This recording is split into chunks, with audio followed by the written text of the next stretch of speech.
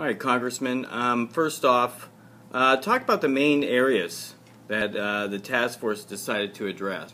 Okay, well, we voted on and passed 15 principles, ranging from strong protection of the Second Amendment to looking at mental health issues and how we close those gaps.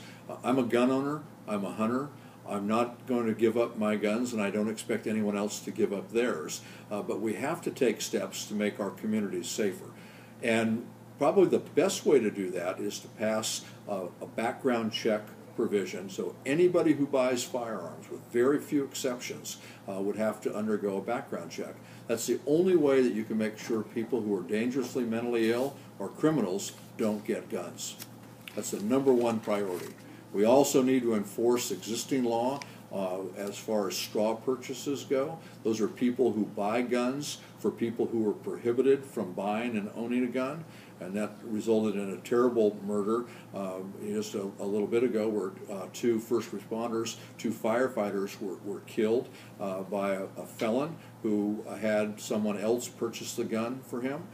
We need to close that opportunity for prohibited people from getting guns. We need to stop gun trafficking. That's an incredibly important one. People who buy guns and then traffic them to other states and other regions and resell those, and they're used for criminal purposes.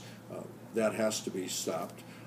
Assault magazines, that's the high-capacity magazines, over 10 shots. Got to get them off the street. Got to do everything we can. If we can get those off the street, we can make sure that assault weapons become nothing more than aesthetically displeasing semi-automatic weapons.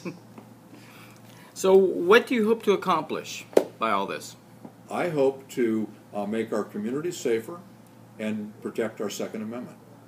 It's that simple. And we can do both. It's not a choice between the two. We can do both.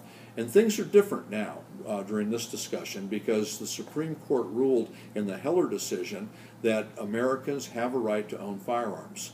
So from here on out, anybody who says we're going to take all your guns, they're wrong, because you can't do that. The Supreme Court has ruled that individuals have a right to own guns. For those individuals who say I should be able to have any gun that I want and the Second Amendment says so, they're wrong. And the Supreme Court said that in the Heller decision.